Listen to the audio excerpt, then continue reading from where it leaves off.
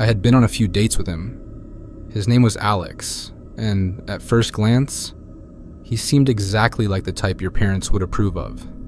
Charming, good conversationalist, a stable job. We met through a dating app, as is the norm these days. Everything felt perfectly normal. After our second date, he suggested a weekend getaway to a secluded cabin outside the city. At first, it felt a bit too fast. I barely knew him, and a remote place. It sounded romantic, but also a little hasty. Still, I decided to go along with it. Maybe this was what I needed, a break from the bustle, and Alex seemed trustworthy.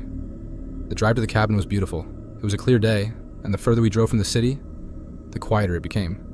The trees grew denser, and the narrow roads suggested we were heading somewhere peaceful, far from any prying eyes. The cabin itself was charming, nestled among the trees. A small wooden house with a porch and flowers surrounding it. Alex appeared relaxed, fully in his element. But as the hours passed, I began to sense that something was off. During dinner, he asked odd questions. Initially, they were about everyday things like work and hobbies, but then he suddenly asked, "How often do you talk to your friends? And do you always tell your family where you're going?" The question seemed innocent enough, but it felt like he was probing for something deeper. Fortunately, I had agreed with my friends to share my location via my phone. If they didn't hear from me in half an hour, they'd come looking. That reassurance helped a little. After dinner, Alex went to the kitchen to wash the dishes. I stayed in the living room and began to glance around. My intuition started to nag at me. Something didn't feel right. I stood up and wandered through the cabin, and when I opened a cupboard in the corner of the room, I froze. Stacks of photographs lay hidden inside. Photos of different women, all taken in the same cabin. My breath caught in my throat as I glanced at the last photo. It was a picture of me, taken on the day I arrived. Panic surged through me as I reached for my phone in my pocket, but it was gone. How could that be? I had just held it. My heart raced as I heard footsteps behind me. I turned to see Alex standing in the doorway, hands in his pockets, wearing that same smile that now felt too unsettling. "Are you looking for something?" he asked, his calm tone chilling me to the bone. Then he pulled my phone from his pocket, holding it up. "Is this what you're looking for?" He shook the phone gently, as if it were a toy. My legs trembled. How had he taken my phone without me noticing? My first instinct was to grab the phone back, but something stopped me. The way he stood there, so composed and sure of himself, told me this was no misunderstanding. This was a trap. He had orchestrated this entire scenario. The cabin, the probing questions, the photos. This was his plan from the start. "I think we need to talk," he said, taking a slow step closer. But I was done talking. In a sudden burst of adrenaline, I snatched my phone from his hand and bolted for the door. I heard him curse and chase after me, but I ran as fast as I could into the woods. I needed to keep moving. My friends would find me if I could hold out long enough. Then, in the distance, I saw something. Headlights. My friends. They were approaching. And before I could even speak, I saw Alex standing at the edge of the woods, still and watching. That same eerie calm was etched on his face. He didn't run. He didn't try to hide. He simply stood there, knowing it was over. Later, when we returned to the cabin with the police, we found more than just the photos. Hidden behind a locked door in the basement were the belongings of other women. Jewelry, clothes, things that didn't belong to me. And there were cameras everywhere in the cabin. I wasn't the first. I don't know what he had in store for me, but I'm grateful I never found out. I had been on Tinder for a while and had matched with a man named Mark. We had chatted a few times and he suggested doing something different on our third date. A walk in the woods. It seemed innocent enough. Just a relaxing stroll in the middle of the day. No big crowds, no cafe. Just nice outside in the fresh air. Despite the fact that the idea of going to such a remote place made me a little uneasy, I didn't want to complain or come across as too cautious. After all, He hadn't done anything wrong so far. So, I agreed. Mark picked me up early in the afternoon. It was a sunny day, and the drive started off pleasant. We drove through the city, past houses and busy streets, but the further we went, the emptier it became. The buildings were replaced by fields, and eventually by forests. The roads grew narrower and quieter. I looked out the window and realized we were really far from everything.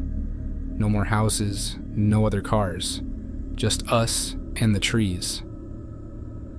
At that moment, I felt a slight knot in my stomach.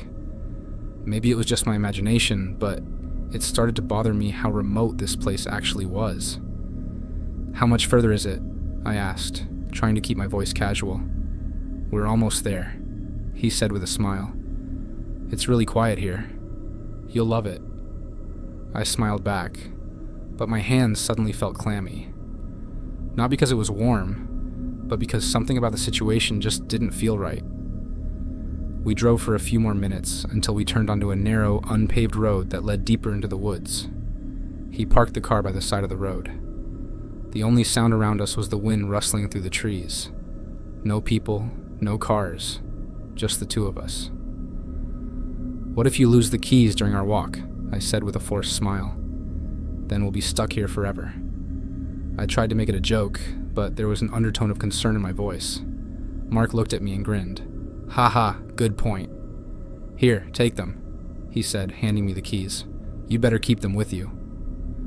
I felt a wave of relief wash over me as I accepted the keys and put them in my pocket. Now I at least had something that gave me a sense of control, however small it was. We got out and walked down the narrow path into the woods. At first, it was fine. The sun still shone brightly between the trees, and the woods seemed almost peaceful. We talked about everything, but I became increasingly aware of how far we were from everything. No cell signal, no people nearby. If something were to happen, no one would hear or find us. And then he asked that question. "Do you ever think about how easy it would be to just disappear here?" I felt my heart skip a beat. "What do you mean by that?" I asked, my voice a little higher than normal. I tried to laugh, but no laughter came back. He turned around and looked me straight in the eye, his face now much more serious. "Well, I mean, look around you. We're really far from everything. No one would hear you if you screamed for help." My heart began to race. This felt completely wrong. "That's a weird thought," I tried to say, but my breathing quickened, and my hands started to tremble. "Maybe we should just head back. I'm not feeling so great." His expression changed. His eyes grew cold, and his friendly demeanor disappeared. "We're here now. Why rush to go back?" I took a step back, but he moved closer. My instincts screamed for me to run, but my body froze. He grabbed my arm, not hard, but firmly enough to let me know he wasn't planning to let go. "I want to go back to the car, Mark. Now," I said, my voice trembling with fear. "You're not going anywhere," he whispered. His voice was now icy, totally different from the friendly man he had been. I yanked my arm free and started to run. I had no idea where I was going. I just knew I had to get as far away from him as possible. The sun was still high in the sky, but between the trees, it felt like time stood still. I could hear his footsteps behind me, the sound of leaves crunching under his feet. He shouted my name, his voice filled with rage. Adrenaline coursed through my body. My legs felt heavy, but I kept running. My eyes scanned the area for an escape, for something or someone who could help me, and then I saw it. The road in the distance, the narrow path where we had parked the car. My only chance. I reached the car just in time. My hands trembled as I fished the keys out of my pocket. With a quick motion, I opened the door, jumped inside, and turned the lock just before he grabbed the doorknob. "Open up!" he shouted, his face full of rage as he pulled on the door. But I turned the key in the ignition, my heart pounding in my throat, and with a jolt, the car roared to life. I slammed the gas pedal and drove away, my hands still shaking on the wheel. Only when I reached the main road, far from that forest, did I take a deep breath. Since then, I've never heard from Mark again, but that moment, his words, that feeling of total helplessness. That fear always lingers in the background. I had been using different dating apps for a while, and as everyone knows, it's usually a hit or miss experience. Conversations either fizzle out or end awkwardly after a few days. But when I met Hannah, it felt different. She didn't use excessive filters or strange poses in her photos, just a woman with a genuine smile. We started chatting, and everything felt natural. She was funny, smart, and told me she was a project manager at a tech company. Not too perfect, but exactly what I was looking for. After a few days of chatting, we agreed to meet up. We chose a coffee shop in the city, somewhere that's always busy. It gave me a sense of security meeting in public, especially for a first date. When she walked in, she looked exactly like her photos, maybe even better. She smiled broadly and greeted me as if we had been friends for years. It felt right from the start. The conversation flowed easily. She told me about her work, her love for travel, and how she grew up in a small town in the north. Nothing felt forced, nothing seemed off. Still, deep down, I felt a tiny sting of discomfort, something I brushed off as nerves in the moment. We met again for a second date, and then a third. Each time was enjoyable, but as the dates went on, small things began to stand out. Not major, not immediately alarming, but just enough to make me start doubting. On our first date, she had told me she worked abroad for a few years, but a week later, she said she had never really been away from home because she was so attached to her family. Small inconsistencies, but those happen, right? Then she mentioned an old friend she still spoke to regularly, but when I asked about that friend a few weeks later, she seemed confused, as if she had never said such a thing. Another small thing, but it started to eat at me. I noticed she would quickly change the subject when I asked follow-up questions. It felt like there was a barrier, a line I wasn't supposed to cross. My curiosity grew. Why did she keep telling different stories? I decided to look her up online, just to see who she really was. But there was nothing. No social media, no LinkedIn profile, nothing. I found that odd, especially for someone with a tech-related job and at her age. When I asked her about it, she brushed it off. "I just don't like all that online nonsense," she said, flashing a fleeting smile. The next time we met, I decided to dig a little deeper. "So how's work? I can't seem to find you anywhere online," I said casually as I stirred my coffee. She looked at me sharply for a moment, a little too long, as if she was deciding what to say. "I'm just cautious about my privacy," she finally replied, and smiled again, but her eyes didn't smile with her. I tried to ask more, but the conversation stalled, and the rest of the evening felt a little off. That night, I couldn't shake it. I searched for her workplace, typed her name into Google, but there was nothing. Not a single mention of her at the company she claimed to work for. A knot formed in my stomach. Who was she really? The next day, I asked her directly, "Hannah, do you really work at that tech company? I can't find anything about you." She reacted differently than I expected. No anger, no embarrassment, just a cold silence, followed by a chilling stare. "Why do you want to know?" she asked softly, almost mechanically. I felt uneasy, but I said, "It just feels like you're not always being honest with me." She sighed, looked away for a moment, and then with that same monotone voice said, "There are things you're better off not knowing." My breath caught. This wasn't the woman I thought I knew. Before I could say anything, she stood up, grabbed her bag, and walked out without looking back. No goodbye, no explanation.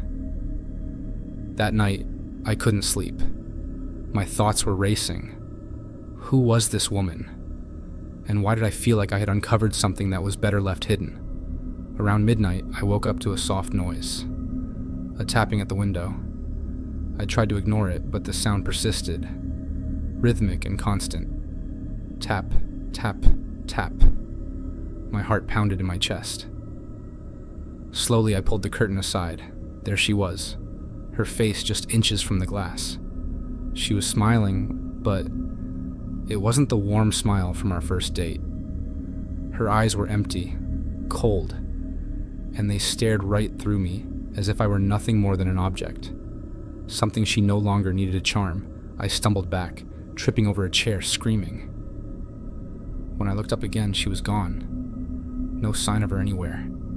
The police came, but they found nothing. No footprints, no evidence that anyone had been there. But I know what I saw. She was there. Since that night, I can feel her presence everywhere. In my street, at the grocery store, always just out of sight. Sometimes, in the middle of the night, I hear that same soft tapping at my window. But now, I don't dare pull the curtain open.